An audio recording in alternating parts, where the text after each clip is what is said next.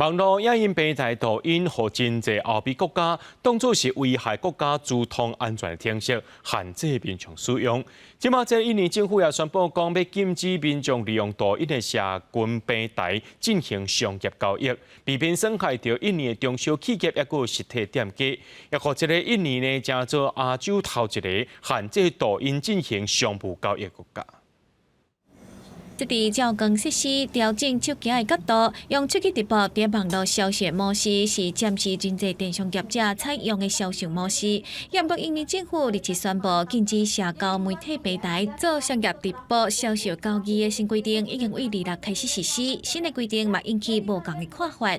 Banyak UMKM yang mungkin mereka tidak bisa punya toko fisik atau toko fisiknya terbatas yang selama ini mengandalkan TikTok, akhirnya secara penjualan mungkin terganggu menurut saya karena kita nggak bisa pungkirin dong pada akhirnya pemulihan COVID ini salah satunya dari TikTok. Kalau TikTok itu kan enak Kak, semuanya kebagian rezeki gitu Kak, kayak kuli panggul, semuanya orang pedagang makanan minuman dapat dampaknya ke sini. Iya. Kalau di TikTok kan semua nggak kebagian, apalagi dikasih gratis ongkir di TikTok, lebih enak banget kan Kak. Tapi kuli-kuli kasihan Kak. 印尼贸易部长哈桑表示，抖音这社群平台商业交易因为介绍比实体店家更较低，威胁到实体店家生存空间。在过去印尼的贸易法规并无对平台的交易做规范。 所以，伫2020年修订贸易法规，并被禁止使用抖音这社交平台来直播卖商品。印尼政府强调，这社群平台会当推广广告，严格必须要加电子商务平台、商店、夜市银行这相关用途切割。根据抖音的母公司字节跳动统计，印尼的抖音商店差不多200万个卖商品的人。政府认为，中国商品大量的进口已经严重冲击到印尼的本国市场。 Tidak boleh lagi, mulai kemarin, tapi kita kasih terus seminggu.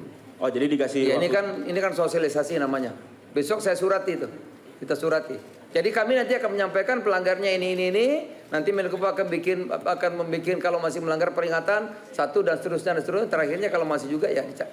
根据统计，抖音的印尼用户达到1.25万人，是海外市场内底用户人数除了美国以外上济国家。2020年的印尼电商交易量达到1兆6700亿台票，其中差不多5%是伫抖音平台，主要是透过直播。暂时新法规，予印尼加做亚洲头一个限制抖音做商务交易的国家。国视新闻台是唐平玉。